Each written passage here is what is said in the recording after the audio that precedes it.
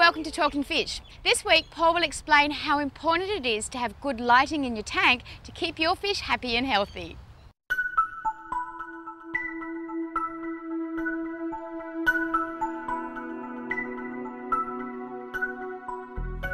Lighting is the most striking and vibrant part of any aquarium, and it's absolutely vital to any corals or plants you wish to keep. Although fish don't need more than ambient lighting, you should always put a lot of thought into the lights that you select, because it will have a dramatic effect on the overall display. When setting up an aquarium, you must either select corals or plants to suit the lights that you have, or get lights that suit the corals or plants that you want. There are a few points you must think about. The first consideration is the Kelvin rating of the globe. The Kelvin is the colour temperature, which will have an effect on how colourful your animals will appear.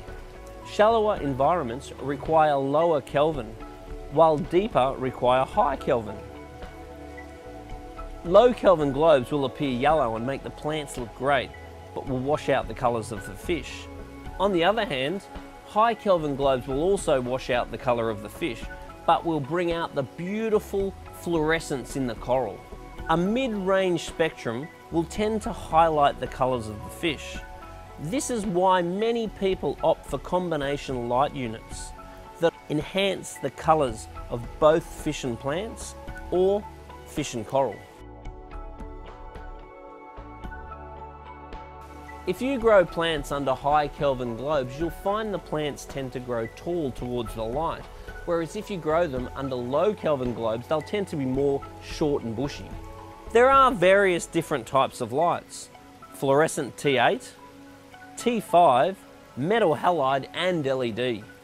Fluoro T8 is a very common, inexpensive option, perfect for any fish-only tank. T5 lighting is much more powerful, so perfect for general corals and plants, while metal halide is best for high-light corals and plants. LED lights are gaining popularity because of their low running costs, compact size, low heat transfer and long tube life. The LED, and more so metal halide, create a beautiful rippling effect through the water which looks great. Aquanova even have LED tubes that you can put in your old fluoro T8s and transform them to LED.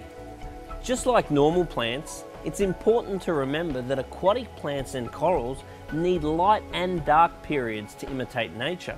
So having your light on for 10 to 12 hours a day is optimal. But if you don't have any plants or corals in the tank, it's better to restrict the amount of time the light's on to reduce your algae. Most globes contain gases which burn over time, so the globe should be replaced regularly in order to maintain the correct intensity and spectrum. T8 fluoros should be replaced every 6 to 9 months, T5 every 12 months, metal halides every 12 to 18 months, and LED every 3 to 5 years as a guide. It is recommended to have at least 1 watt per litre if you wish to grow live corals or highlight plants, whereas 1 watt every 3 litres is acceptable for most other plants, and not so important for fish-only tanks.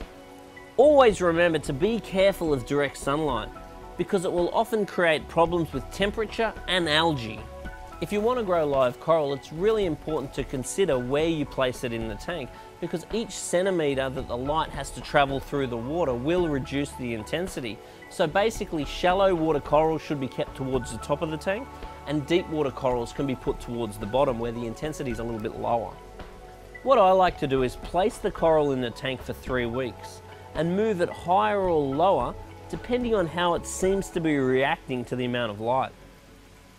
Remember, lighting is a critical part of having an attractive, healthy aquarium, so speak to your local aquarium specialist to make sure you get lighting that suits your purpose. Thanks for watching. I hope you've enjoyed this episode of Talking Fish.